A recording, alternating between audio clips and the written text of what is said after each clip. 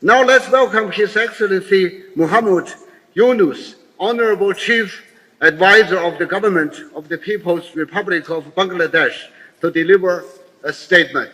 Your Excellency, the floor is yours.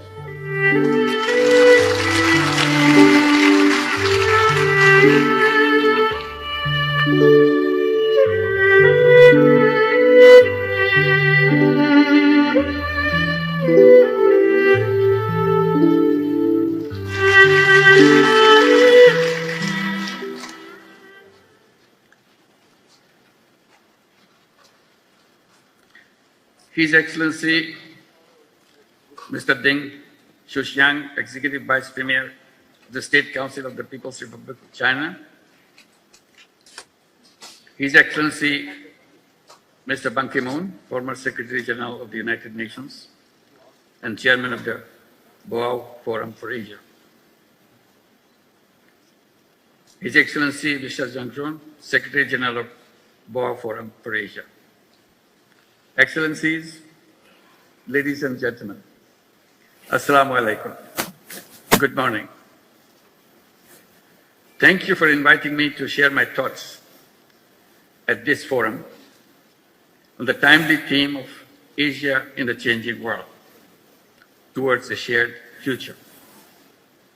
This forum takes place at a critical juncture. Global governance under multilateralism is being questioned. Geopolitical tensions are rising. Climate change is escalating. Debt burdens are unsustainable. Humanitarian crises are growing. Political will for development cooperation is weakening. The world is facing an alarming shortfall in collective action. In the past, I attended this forum to share insights on microcredit. Today, I stand before you in a different capacity, representing a Bangladesh that underwent a historical transformation in July-August last year.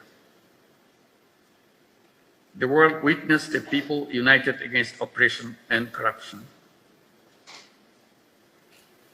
Our youth and citizens demonstrated exceptional resolve and strength to redefine the future of Bangladesh. To restore public trust, we have initiated critical reforms. Independent commissions have been launched to reform the electoral system, judiciary, civil administration, law enforcement. These reforms, when implemented, will bring about fundamental transformation for our nation. Excellencies, as we build a new Bangladesh, we face multiple challenges which are shared by other Asian countries. In particular, global financial market instability, political uncertainties, diplomatic tensions, and trade disruptions create volatility.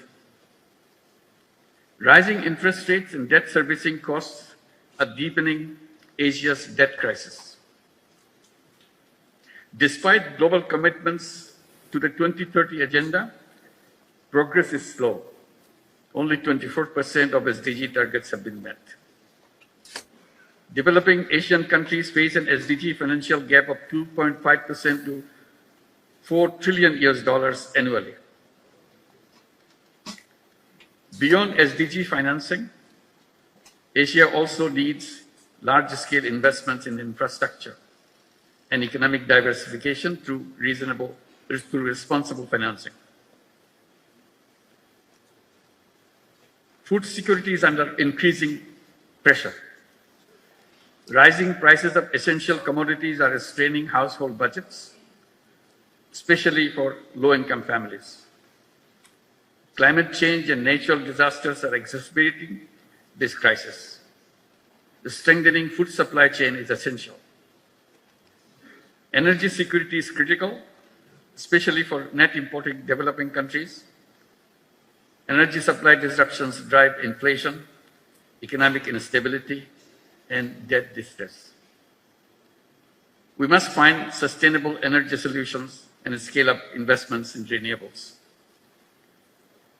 Investing in health and education is critical and crucial for human capital development.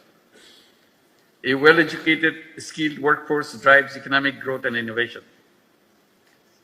Countries that invest in universal healthcare see better economic productivity.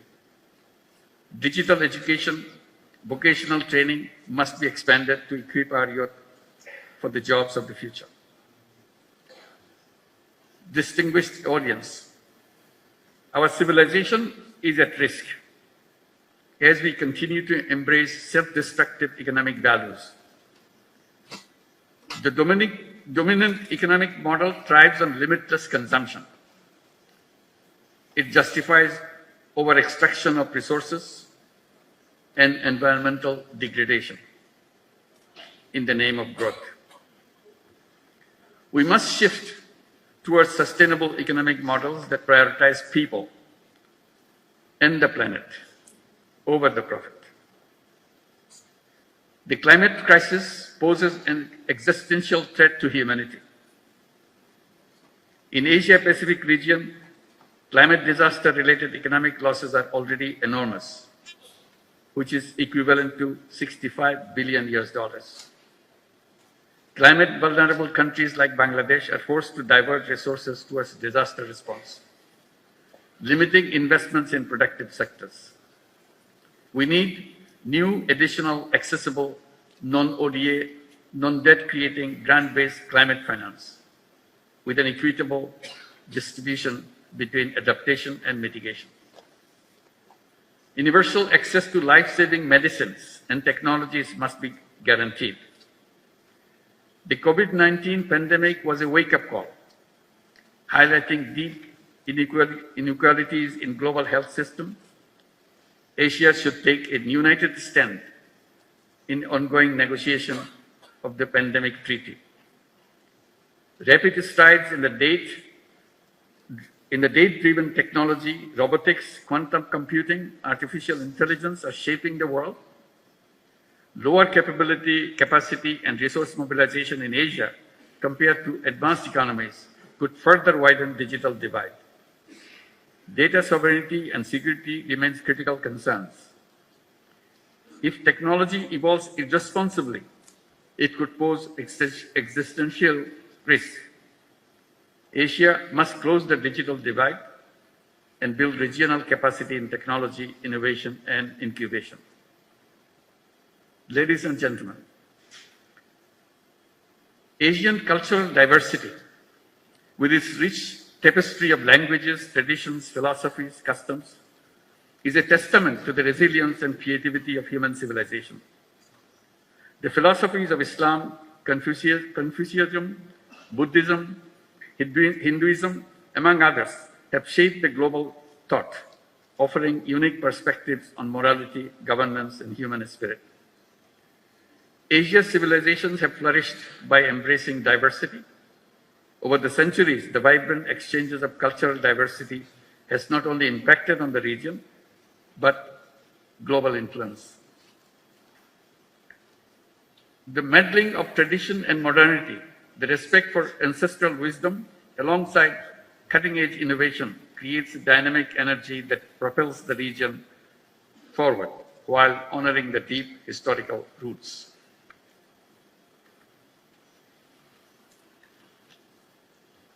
Asia's demographic dividend presents immense potential. A growing workforce, particularly young people, can drive innovations and productivity. We must provide them access to finance for entrepreneurship and sustainable solutions.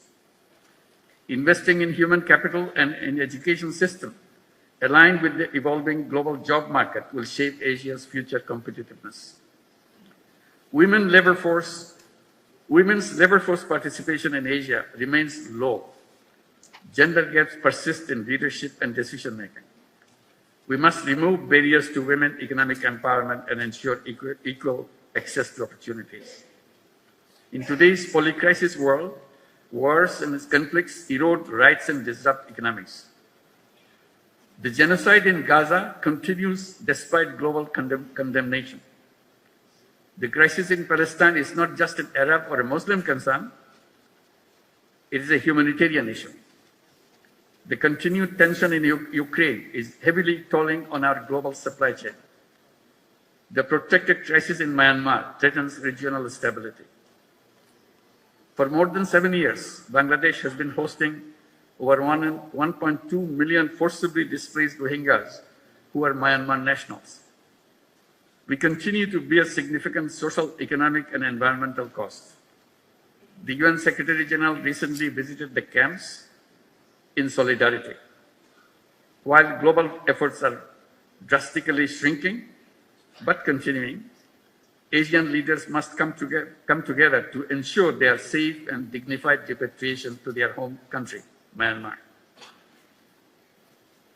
Distinguished audience, in this changing world, the destinies of Asian countries are intertwined.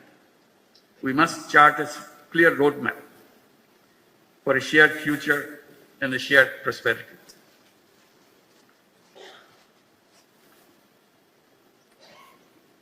First, financial cooperation. Asia must create a sustainable financial mechanism. Regional MDBs and similar institutions should lead this effort. We need reliable funds that address our challenges and meet our growing demands. Second, trade cooperation. Asia remains one of the least integrated regions. This weak integration stifles investment and trade. We must work to boost trade cooperation immediately. Third, food and agricultural cooperation. We must promote resource-efficient farming.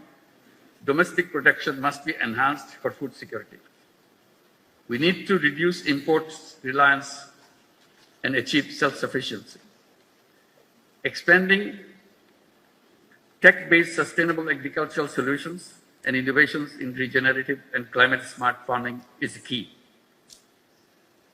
Finally, mobilizing intellectual resources and youth power must be at the center of our collective actions. We must lay the foundation for a new civilization, a self-preserving and self-reinforcing society. We must create a world of 3 zeros: zero net carbon emission, zero wealth concentration, and zero unemployment. Our economy should focus on social business, which is increasingly regarded as to chart the future of business, where innovation, purpose, and responsibility converge. Boao Forum and other similar initiatives in Asia should enhance collaboration of youth and entrepreneurs, and particularly youth entrepreneurs, to make Asia a better place for our generations to come. As I mentioned, always, every young person should grow up as a 3-0 person with zero net carbon emissions, zero wealth concentration, and zero unemployment through entrepreneurship and social business. This is the shared future we in Asia must create together. Thank you very much for your attention.